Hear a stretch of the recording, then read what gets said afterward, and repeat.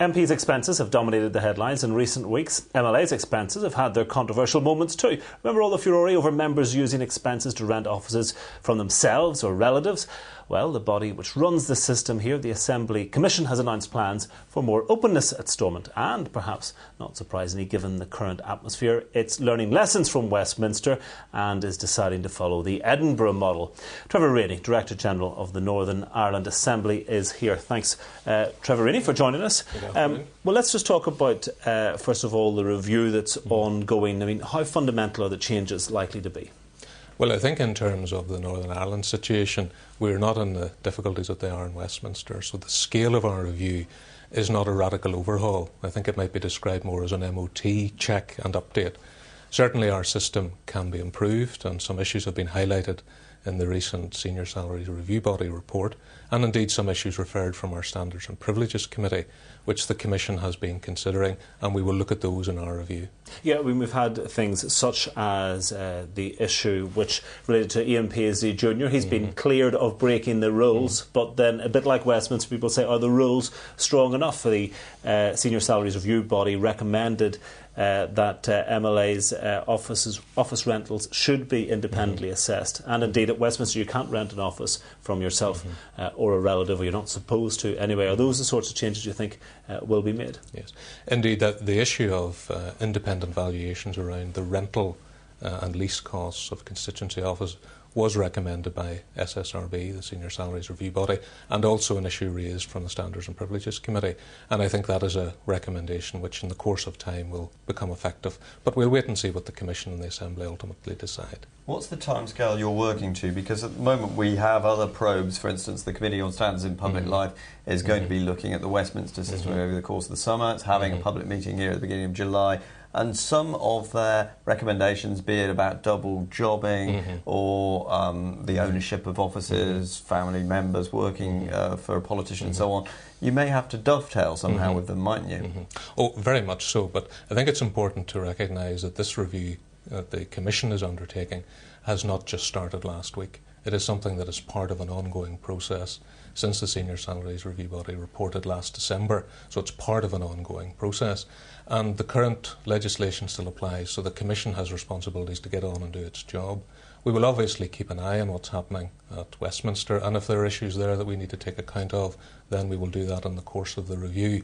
And if ultimately there are radical changes to how these things are done, well, the Commission will hand over the mantle to whoever might be appointed in the future to do that. And we've seen, obviously, the controversy at Westminster. Has this sped up your deliberations? And is it any coincidence that you're looking to Scotland as the model for change?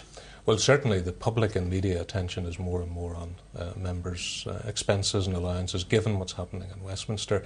But the Commission have been working on this for months. This is not a new issue. This is not something we've launched as a knee-jerk reaction. And indeed, we are looking around at best practice in other places. One example of that is Scotland, and the level of detail that they put on their website and publish about members' claims. And that is another decision of the Commission last week to move in that direction as soon as we can. Now that's actually, I was looking at the website earlier on, that's a transaction by transaction basis. You can see each taxi ride, each piece of expenditure. How quickly will that actually be up on the Northern Ireland Assembly website? Well, I hesitate to predict whenever we come down to talking about IT systems, but our aim would be by September to be able to begin to have that on for this financial year. That's our target at the moment. Something else in relation to Westminster that I think that people have been surprised by has been sort of cosy relationship between the Westminster Fees Office and those claiming we've seen all these letters saying, please pay this or I'm going to end up having a divorce and so on. What's the relationship like here between your finance department and the MLAs? Well, the relationship is businesslike and I hope friendly and helpful, but at the end of the day, where there are issues that have to be queried or challenged, that is done so. But I think it's important to remember that the second homes allowance, which has been the focus of all the difficulties in Westminster, does not apply here. So we don't have the issues of moats and duck islands and all of these sorts of things. But do you have that situation that they had in Westminster of the fees office essentially saying to people, you haven't spent up to your maximum, you've got more to spend here? No, that would not be an approach that we would adopt. Obviously, members receive on a monthly basis a computer printout of what they've spent. But as they get close to their limit, they begin to get advice about how to manage that limit within the financial year. I don't think we go encouraging people to spend money. OK, so it's not a case of people thinking that they have a right to spend the full amount? No. No, indeed. It is a maximum amount that they can claim up to. Not everyone claims the full amount, but it's up to the member to make the decision as to how they best use that money for their constituents. OK, there's been some focus today also on bonuses to civil servants. Is that anything that would come within your remit? I mean, £1 million paid out in bonuses last year. Well, that's a completely different subject, as you'll understand.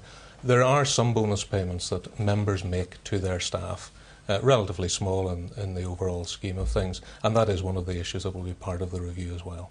OK, and how enthusiastic for these reforms are you finding members, or have they been given extra enthusiasm by recent news headlines? Well, I think you can see the media comments by many of the party leaders that are welcoming and looking forward to change.